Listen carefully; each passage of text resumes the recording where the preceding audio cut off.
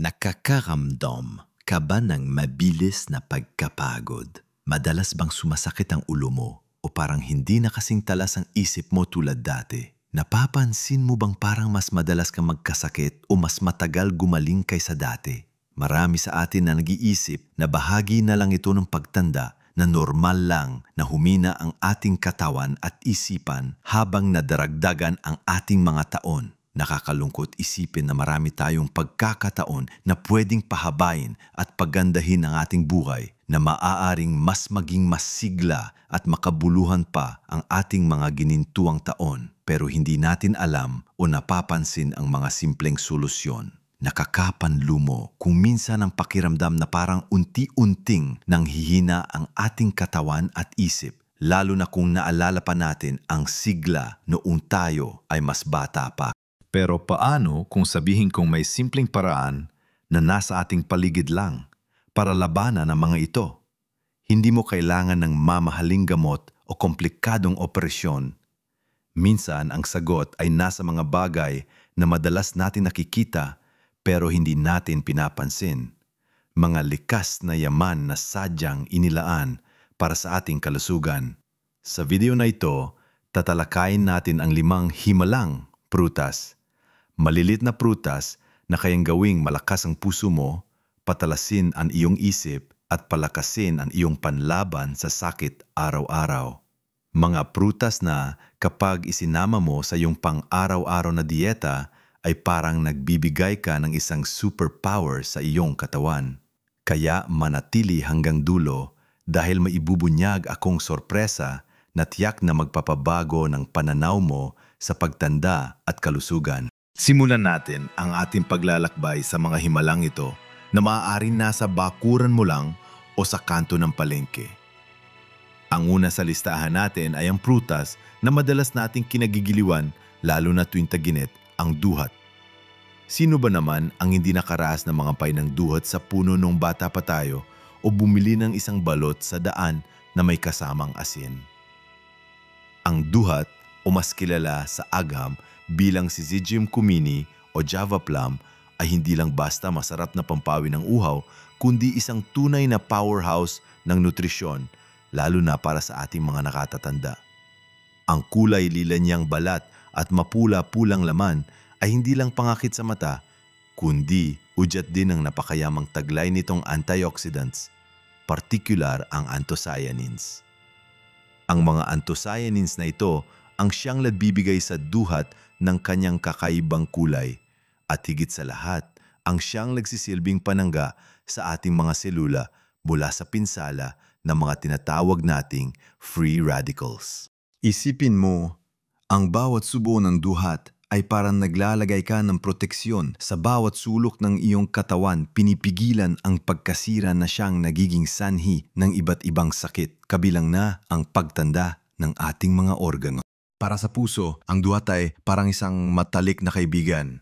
Nakakatulong ito na pababain ang level ng bad cholesterol sa ating katawan, ang low-density lipoprotein o LDL, na siyang sanhi ng pagbara ng ugat at nagiging dahilan ng atake sa puso at stroke.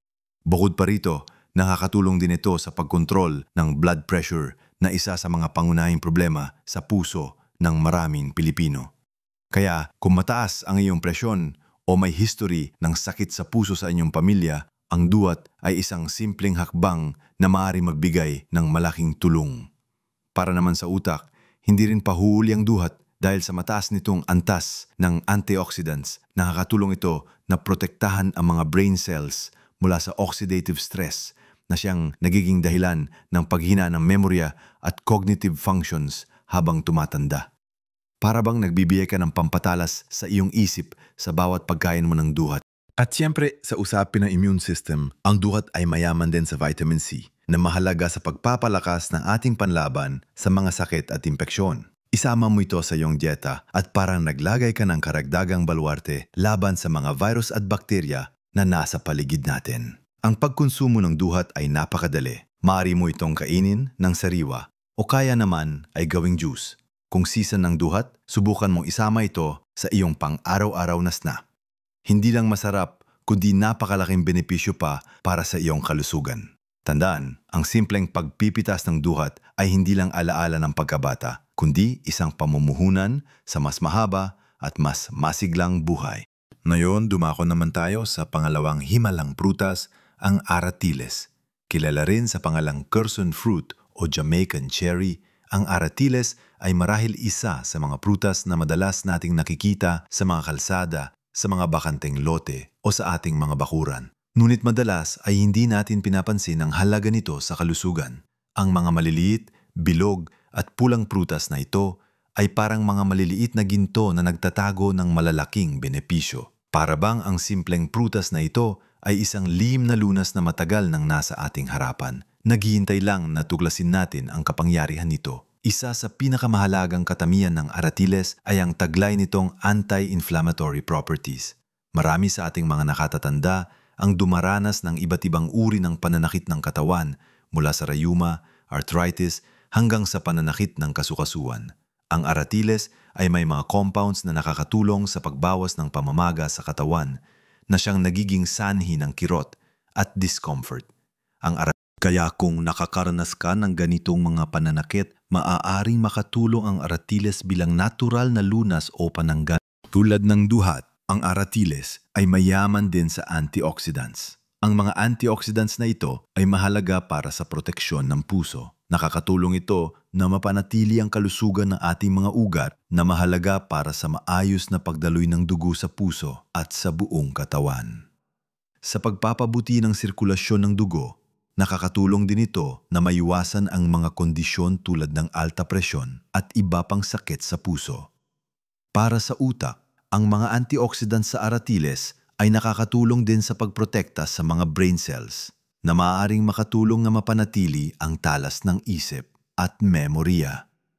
Kung minsan, naiisip natin na ang mga sakit sa utak tulad ng Alzheimer's o dementia ay hindi maiiwasan. Ngunit ang pagkain ng mga prutas na mayaman sa antioxidants ay isang proactive na paraan para suportahan ang kalusugan ng ating utak at mapanatili ang ating cognitive functions habang tumatanda.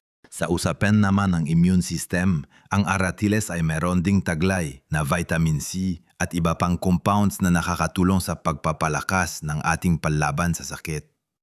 Ang pagkain ng aratiles ay parang nagbibigay ka ng natural na shield sa iyong katawan laban sa mga impeksyon. Ang pinakamadaling paraan para mag-enjoy ng aratiles ay kainin ito ng sariwa. Maaari mo ring gawin juice o shake at kung nais mo, ang dahon ng aratiles ay ginagamit din bilang tsaa na meron din mga benepisyo sa kalusugan. Kaya sa susunod na makita mo ang isang puno ng aratiles sa inyong bakuran, huwag mo na itong palampasin. Pitasin mo at lasapin ang bawat himala na taglay nito. Ngayong napag-usapan na natin ang duhat at aratiles, dumako naman tayo sa susunod nating himalang prutas na marahil ay mas kilala at mas madaling mahanap. Ngayon, ipagpatuloy natin ang ating pagtuklas sa mga prutas na kaya mapabago ng ating kalusugan. Ang pangatlo sa ating listahan ay ang bayabas. Sino ba ang hindi nakakakilala sa bayabas? Ang prutas na ito ay parang isang matalik na kaibigan sa ating kalusugan, lalo na sa mga Pilipino. Karaniwan, itong nakikita sa ating mga bakuran at palengke. At bukod sa masarap nitong lasa, ang bayabas ay isang powerhouse ng nutrisyon na madalas nating nalilimutan ang buong potensyal. Ang bayabas, lalo na ang sariwa at hinog, ay isa sa pinakamayaman na pinagmumulan ng vitamin C. Sa katunayan, ang bayabas ay mas mataas pang taglay na vitamin C kaysa sa orange. Naku! Napakahalaga ng vitamin C para sa ating immune system. Ito ang siyang lumalaban sa mga virus at bakterya na sanhi ng sipon, ubo at iba pang impeksyon. Kung palaging malakas ang iyong immune system, mas madalang kang magkakasakit at mas mabilis kang makakabawi kung sakali man. Para sa ating mga nakatatanda, ang malakas na immune system ay susi para manatiling masigla at aktibo. Bukod sa immune system, ang vitamin C ay mahalaga rin sa paggawa ng collagen na siya nagpapanatili ng elasticity at kalusugan ng ating balat. Kaya hindi lang panglaban sa sakit ang bayabas, kundi pangganda rin. Ang isa pang kamangamanghang benepisyo ng bayabas ay ang mataas nitong fiber content. Marami sa ating mga nakatatanda ang nakakaranas ng problema sa panunaw, tulad ng constipation. Ang fiber sa bayabas ay nakakatulong sa pagpapanatili ng regular na paggalaw ng bituka, na nakakatulong sa pag-iwas sa pagtitibi. Kapag maayos ang ating panunaw, mas maganda ang absorption ng nutrients sa ating katawan at mas nakakaramdam tayo ng gaan sa pakiramdam. Hindi lang yan, ang fiber ay malaga rin para sa puso. Nakakatulong ito na pababain ang cholesterol level sa dugo na siyang nagpapababa ng panganib sa sakit sa puso. Ang mga antioxidants sa bayabas, kabilang ang carotenoids at polyphenols, ay nakakatulong din sa pagprotekta ng mga selula mula sa pinsala. Para sa utak, ang mga antioxidants na ito ay sumusuporta sa kalusugan ng utak sa pamamagitan ng paglaban sa oxidative stress na nagpapababa ng panganib sa cognitive decline. Hindi lang pang proteksyon ang bayabas, kundi pang repair din ng mga selula. Ang pagkain ng bayabas ay napakadali. Maaari mo itong kainin ng sariwa kasama ang balat at buto o gawing juice. Ang dahon ng bayabas ay ginagamit din sa tradisyonal na medisina para sa pagpapagaling ng sugat at pag-iwas sa pagtatae. Kaya sa susunod na kakain ka ng bayabas, isipin mo na hindi lang ito masarap kundi isang baluarte ng proteksyon para sa iyong katawan at isip. Ito ay isang simpleng hakbang na makakapagbigay ng malaking pagbabago sa iyong pang-araw-araw na kalusugan. Ngayon naman punta natin ang pang-apat na himalang prutas, ang dalandan. Marahil, ang dalandan ay madalas nating ginagamit bilang pampasim sa mga lutuin o pampalamig sa inumin. Pero ang dalandan, na kilala rin bilang Philippine orange, ay hindi lang basta pangasim. Isa rin itong superfood na punong-puno ng benepisyo, lalo na para sa ating utak, puso at immune system. Ang dalandan ay mayaman sa vitamin C tulad ng bayabas. Ang bawat dalandan ay palang nagbibigay ka ng isang suntok ng vitamin C sa iyong katawan na siyang nagpapalakas ng iyong immune system. Kapag malakas ang iyong immune system, mas handa ang iyong katawan na lumaban sa mga sakit at impeksyon na napakahalaga lalo na sa ating mga nakatatanda na mas madalas tamaan ng seasonal flu at iba pang karamdaman. Bukod sa vitamin C, ang dalandan ay mayaman din sa flavonoids na isang uri ng antioxidant. Ang mga flavonoids na ito ay may malaking papel sa kalusugan ng utak. May mga pag-aaral na nagpapakita na ang flavonoids ay nakakatulong sa pagpapabuti ng cognitive function o ang kakayahan ng ating utak na mag-isip, mag-focus at matandaan ang mga bagay-bagay. Para bang ang dalandan ay nagbibigay ng pampatalas sa iyong isip, nakakatulong na mapanatili ang iyong memorya at mental alertness habang tumatanda. Ito ay lalong mahalaga ngayon na marami sa atin ang nag-aalala sa paghina ng memorya. Ang pagkain ng dalandan araw-araw ay parang nagbibigay ka ng sustansya na kailangan ng iyong utak para manatiling aktibo at matalas. Para naman sa puso, ang dalandan ay nakakatulong din. Ang mga antioxidants nito ay sumusuporta sa kalusugan ng puso sa pamamagitan ng pagprotekta sa mga ugat mula sa pinsala na siyang nagpapababa ng panganib sa cardiovascular diseases. Nakakatulong din ito sa pagkontrol ng blood pressure. Ang pagkain ng dalandan ay napakasimple. Maaari mo itong kainin ng sariwa o gawing juice. Ang pag-inom ng fresh dalandan juice sa umaga ay hindi lang nakakapresko, kundi isang napakagandang paraan para simulan ang iyong araw ng may lakas at proteksyon. Para kang nagbibigay ng pampalakas na inumin sa iyong otak at puso sa bawat paghigop ng katas ng dalandan. Kaya huwag mong maliitin ang dalandan. Ito ay isang maliit na prutas na may malaking benepisyo. Sa pangguli nating himalang prutas, pag-uusapan natin ang santol.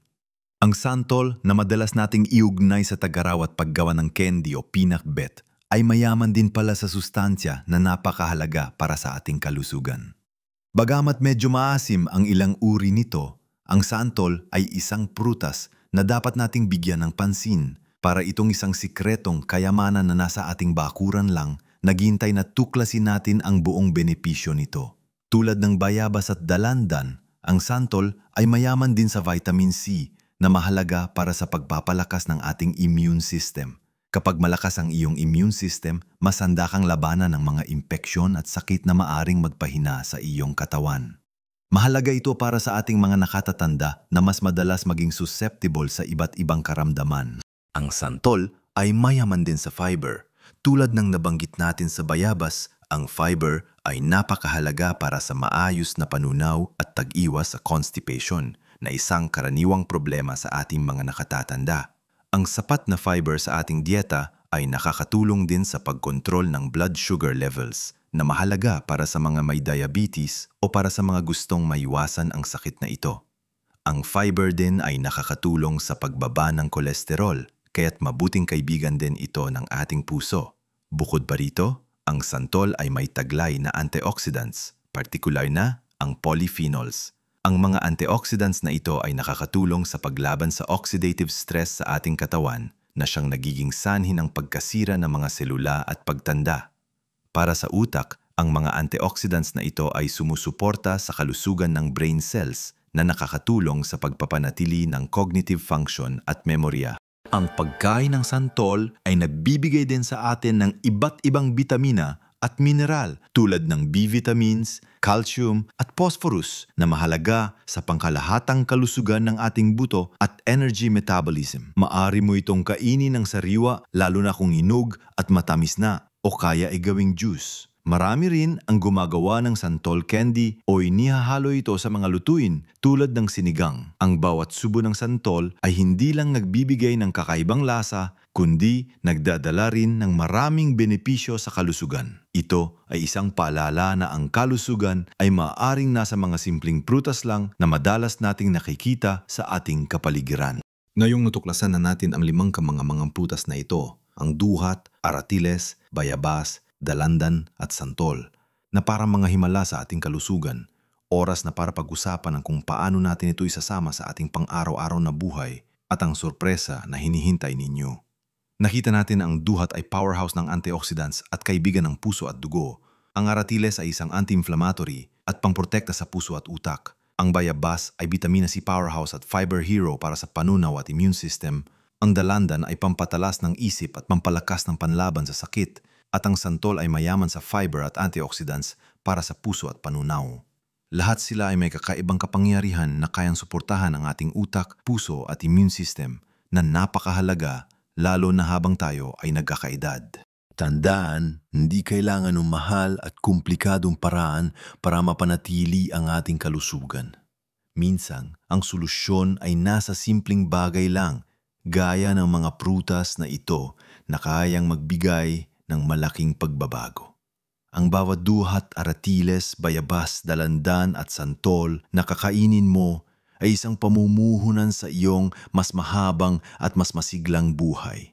Hindi mo kailangang bumili ng imported na superfoods na mahal at mahirap hanapin.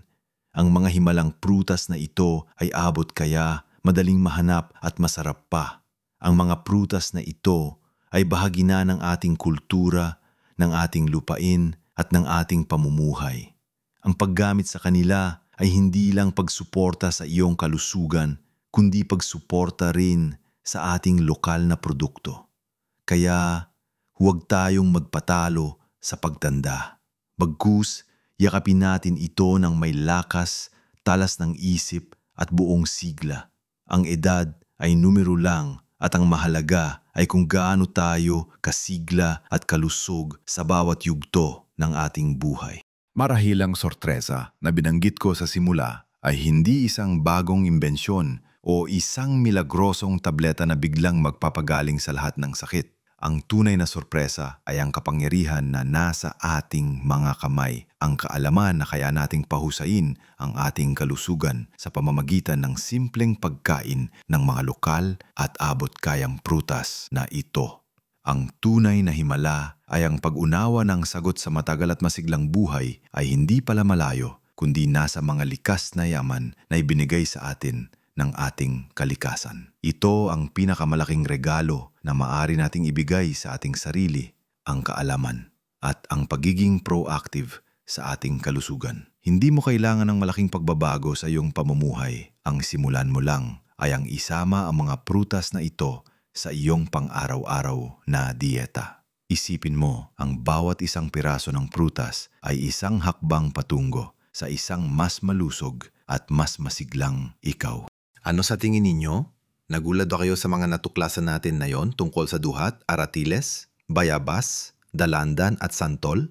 Mayroon ba kayong sariling karanasan sa mga prutas na ito na gustong ibahagi? O mayroon pa kayong ibang lokal na prutas na sa tingin ninyo ay may katulad na benepisyo? Huwag mag-atubiling mag-iwan ng inyong komento sa ibaba. Gusto kong marinig ang inyong mga kwento, ang inyong mga ideya, at ang inyong mga katanungan. Ang inyong mga komento ay nakakatulong din para mas marami pa tayong matuto sa isa't isa. Kung nakita ninyong kapakipakinabang at nakapagbibigay ng inspirasyon ng video na ito, pakipindot naman po ang like button. Malaking tulong po iyan para mas marami pang Pilipino ang makaalam ng mga simpleng paraan para mapanatili ang kanilang kalusugan at masiglang pamumuhay.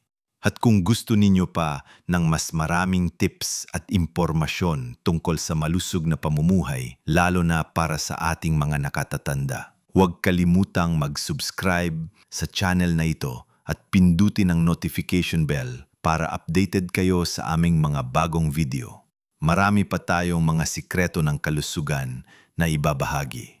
Tandaan, ang edad ay numero lang. Ang mahalaga ay kung paano natin pinapahalagahan at inaalagaan ang ating sarili sa bawat araw. Live your best life at every age. Mabuhay ang mga Pilipino na malusog at masigla.